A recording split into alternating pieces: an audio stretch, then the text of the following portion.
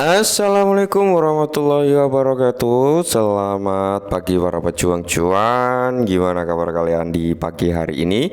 Semoga kalian dalam keadaan sehat semua ya. Dan saya doakan sukses semua nih buat kalian tanpa terkecuali ya. Amin. Mantap jiwa ya. Dan tetap ya kawan-kawan, secangkir kopi harus selalu ada ya buat menemani kesempatan di pagi hari ini teman-teman, untuk melihat rekondisi daripada keadaan cryptocurrency yang dimana kalau kita lihat bersama-sama teman-teman ya. Untuk market cap secara overallnya di sini mengalami kenaikan yang cukup signifikan, saat ini berada di area 1,1 triliun ya. Dan untuk Bitcoin dominan juga mengalami kenaikan yang cukup luar biasa, kali ini berada di area 50,8% teman-teman. Dan kalau kita lihat dari value indeks ketakutan dan ketamakannya teman-teman ya, ini berada di area 41 ya, masih sama lah seperti kemarin teman-teman. Nah, di tengah rekondisi yang seperti ini teman-teman, kalau kita lihat untuk Bitcoin sendiri mengalami kenaikan yang cukup signifikan ya kan. Semalam itu kalau nggak salah sempat menyentuh ke level 30.000. Wow ya, dengan adanya berita fake news teman-teman ya, yang dimana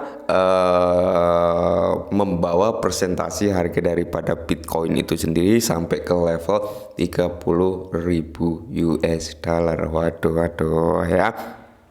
Inilah yang saya bilang ya teman-teman, the power of news. Nah, biasanya news tersebut teman-teman ya, ketika ada kabar baik memang harganya langsung cenderung mengalami kenaikan yang cukup impulsif, yang dimana Bitcoin semalam sempat ke 30.000 ya, altcoin juga mengalami kenaikan yang cukup lumayan, semuanya recover ya kan, semuanya diberi napas teman-teman ya. Tapi di sini kalau kita lihat bersama-sama teman-teman ya, masih sama, masih cenderung positif ya untuk keadaan cryptocurrency kali ini, yang dimana notabene di sini mengalami recover semua. Cuman di tengah kenaikan daripada Bitcoin ada sesuatu hal yang perlu kalian ketahui, yang dimana inilah fakta yang berbicara, inilah data yang ada gitu teman-teman. Apa? Langsung saja kita menuju ke pembahasannya.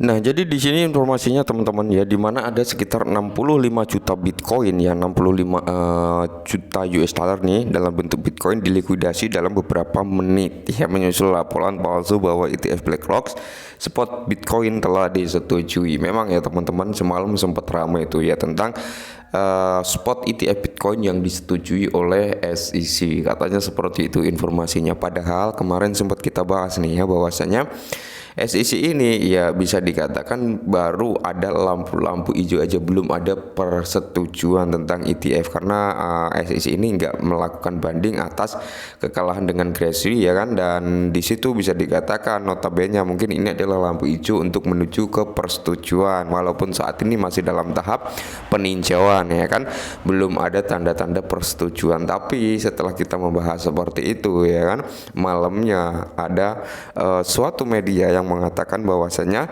Bitcoin spot BlackRock ya ini sudah disetujui oleh SEC, yang dimana menyebabkan harga daripada Bitcoin mengalami lonjakan yang cukup signifikan. Mantap jiwa ya.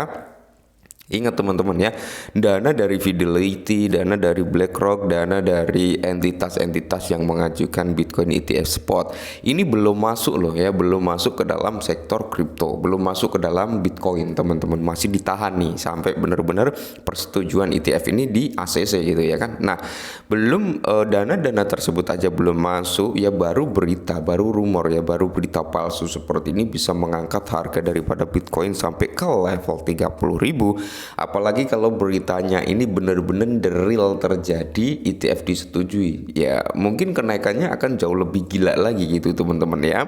Nah, disitulah ya yang saya bilang, ketika Bitcoin ETF ini benar-benar disetujui, tidak menutup kemungkinan harga daripada Bitcoin ini akan melambung luar biasa nantinya ya. Nah, di sini teman-teman, laporan ETF Bitcoin BlackRock ya yang palsu nih memicu likuidasi Bitcoin sebesar 65 juta US dollar. Oke ya. Jadi di sini informasi kembali menyerang kripto karena laporan palsu tentang ETF Bitcoin yang disetujui oleh BlackRock menyebabkan likuidasi lebih dari 65 juta US dollar di bursa dalam hitungan menit, teman-teman. Dalam 10 menit ini yang terlikuidasi, teman-teman, ini parah ya, 65 juta US dollar. Bayangkan 65 juta US dollar, berapa triliun itu kalau dijadikan rupiah. Ya, inilah yang saya bilang the powernya of news. Ya, segala technical analysis akan terkalahkan dengan adanya news, teman-teman. Terbukti di sini kalau kita lihat ya. Mungkin orang cenderung technical analysis daripada Bitcoin itu akan cenderung nih sideways dulu nih ya, antara pergerakan dari rank atas sampai rank bawah. Mungkin kalau dia ini bakal membuat fake out dulu nih sebelum dia meneruskan kenaikannya, ya kan, bakal breakdown dulu nih, mungkin analisanya seperti itu. Tapi ketika ada news yang seperti ini, ya kan, notabene ini membawa FOMO, teman-teman, maka harga daripada Bitcoin jauh di luar prediksi ya, tiba-tiba bisa naik ke $30 hanya hitungan menit, teman-teman ya. Nah, jadi informasinya yang dibantah pertama kali berdasarkan di media sosial mengeklaim SEC telah memberi lampu hijau pada produk ETF Bitcoin oleh BlackRock. Postingan palsu tersebut memicu cukup perhatian untuk mendorong Bitcoin dari 27.900 menjadi hampir 30.000. Kalau di bursa udah nyentuh 30.000, teman-teman ya. Namun harga dengan cepat mengalami penurunan sampai ke level 28.000 karena jelas bahwa laporan tersebut palsu, menyebabkan pedagang dengan leverage yang membeli puncak tersebut dilikuidasi ketika tidak dapat memenuhi persyaratan marginnya. Tentu ya, kalau marginnya dia nggak kuat ya, apalagi dia beli di atas dan harganya turun, ya otomatis mereka semua akan terkena liquid, teman-teman ya. Terbukti di sini ya, menurut data yang beredar ya, menurut fakta yang beredar sebesar 65 juta ya, 65 US dollar, teman-teman ya, juta US dollar. Nah, ini terkena liquid di Bitcoin ya, mereka nggak kuat dengan menahan margin yang ada gitu ya. Oke, jadi bisa kita ambil pelajaran di sini, teman-teman. Dan sebenarnya media yang mengatakan bahwasanya Bitcoin ETF spotnya BlackRock ini udah disetujui oleh SEC, ini juga mengklarifikasi bahwasanya mereka meminta maaf nih, bahwasanya beritanya salah dan sebagainya. Nah, menurut saya pribadi mungkin dari media tersebutlah yang menggoreng hal tersebut bisa terjadi. Nah, media tersebut juga bisa juga, teman-teman, mereka beli dulu nih ya kan, habis itu digoreng nih ya kan, digoreng newsnya ya biar harganya naik, habis itu klarifikasi minta maaf deh ya kan, harganya turun. Nah, bisa jadi seperti itu permainan cukong. Nah, bisa kalian lihat sendiri, teman-teman ya, hanya dalam hitungan 10 menit ya kan, banyak orang yang tadinya memiliki uang jutaan rupiah, ratusan juta, bahkan miliaran ya, ini hilang dalam sekejap. Inilah kejamnya cryptocurrency, teman-teman. Jadi jangan pernah berpikir kayak gini, wah enak ya bermain cryptocurrency, wah cepet kaya nih, dengan modal 100.000 nih bisa jadi 10 juta ya, dengan modal 1 juta nih bisa jadi 1 miliar. Nah, rata-rata mindset orang yang bermain cryptocurrency yang baru terjun nih ya kan, nah mendapatkan embel-embel seperti itu, teman-teman ya, tanpa memikirkan resikonya. Nah, dulu saya juga sama seperti kalian semua ya, mungkin yang baru terjun di sektor kripto. Wah, dulu waktu saya kenal kripto sama, waduh ya, modal sekian kok bisa jadi sekian ya, modal sekian kok bisa jadi banyak, tanpa saya pikirkan oh resikonya akan seperti ini ya, mental kita yang akan kena ya, psikolog kita akan terguncang ya kan. Nah, jadi kita harus benar-benar sinkron antara keuntungan dan kerugian di sektor cryptocurrency, teman-teman ya.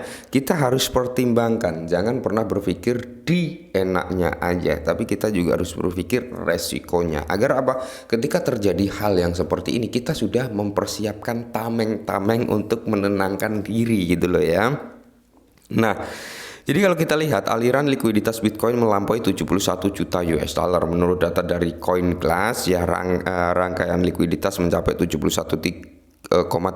juta karena rally singkat kripto dengan cepat berbalik arah. Likuidasi keseluruh pada saat berita ini dimuat sejak berita palsu tersebut diturunkan mencapai 114,7 juta US dollar, teman-teman ya. Nah, jadi apa yang bisa kita ambil pelajaran dari sini, teman-teman? Ya, intinya jangan terbawa FOMO ya.